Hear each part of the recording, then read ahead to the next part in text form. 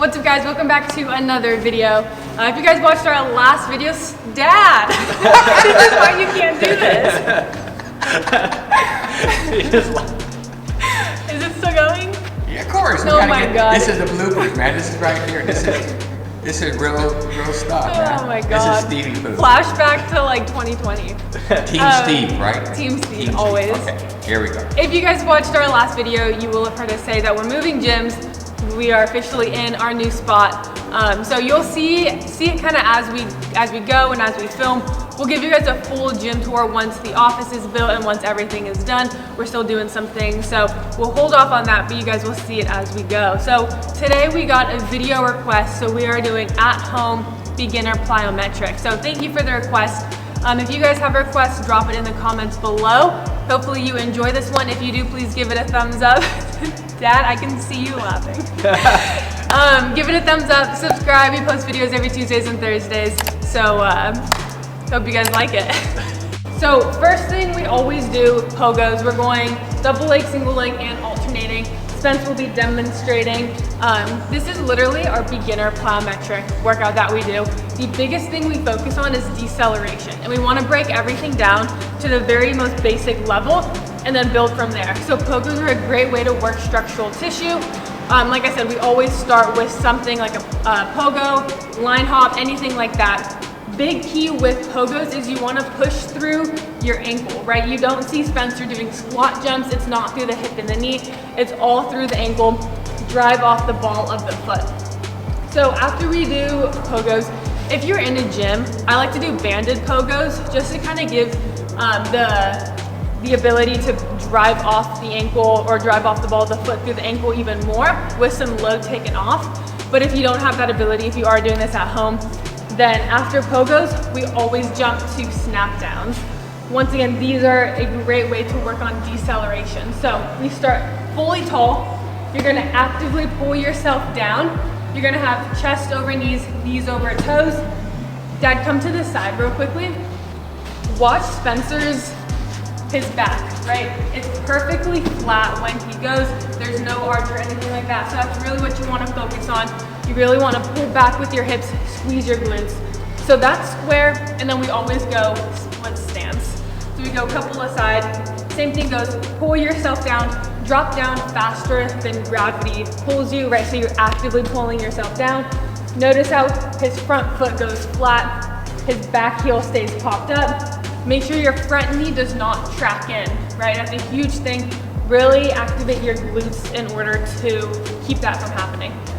All right, after we go snap downs, right? So pogos, banded pogos, snap downs, we go vertical jumps. So we're gonna start off with sticking it. So every single time you jump, stick the landing for a second, drive your knees apart, don't let them cave in, really fires up your glutes. Big jump as high as you can, slow and control, stick that landing, okay? That is the only thing we really focus on for our beginner plyos. After we stick it a couple times and we kind of get that down, you stick it in the same position as your snap down if you notice. We go more continuous. So I'll have them do like 3 continuous jumps. One leads to the next, kind of working to decelerate as you go and lead into the next movement. So that's kind of the progression. We go with vertical jumps and then we move into broad jumps. So we keep these the exact same progression. We start off with sticking it every single time, okay? So you're gonna jump forward, you're gonna stick it. Load it up in the glutes, same thing. Knees don't drive in, keep them out.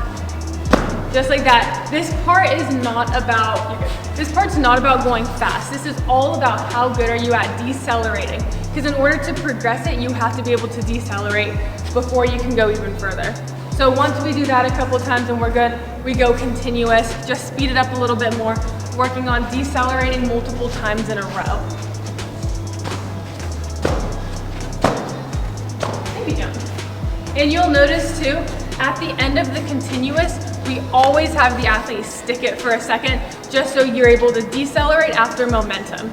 And then kind of going on the theme of jumps, we always do lateral jumps, okay? So you start tall, same thing, you go to the side, start off sticking, then you go continuous.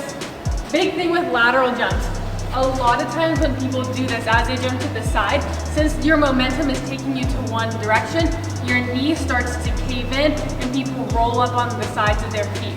So really make sure that's not happening. Spence, go ahead and give some jumps. Keep those knees apart, just like he's showing you. Don't let your momentum, don't let your momentum take you and knock you off balance, okay? Always make sure you hit your other side as well, but you can pause for 1 second. So then we go continuous. One leads to the next. Make sure you jump off both feet. Notice for this very first session, we are not doing anything single leg, right? We have to go double leg in order to progress to single leg. So master this first, go a little bit more continuous. Do not start galloping, right? We're not going one to the next. Jump at the same time. If you have to slow it down, slow it down. Just one leads to the next.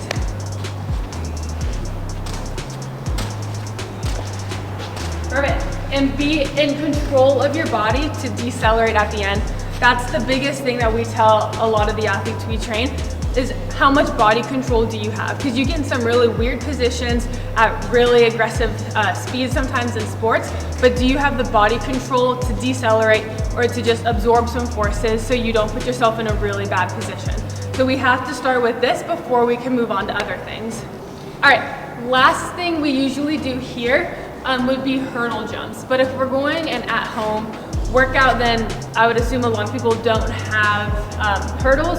So we're kind of making this into a no equipment one. So if you have hurdles, do hurdles. If you're at the gym, do hurdles. If you have something you can jump over, then you can supplement those in place of hurdles. Or you can just go a general tuck jump. Try to go moving forward though, so like kind of a tuck and a broad jump. The reason I like doing these is because you have to decelerate from a higher height. Okay, so when you do a hurdle jump, you have to jump higher, you have to bring your feet up, and then you have to decelerate coming down from a higher distance versus just a regular jump where a vertical jump, you're here and your feet are still, I like that, and your feet are still, relatively close to the ground.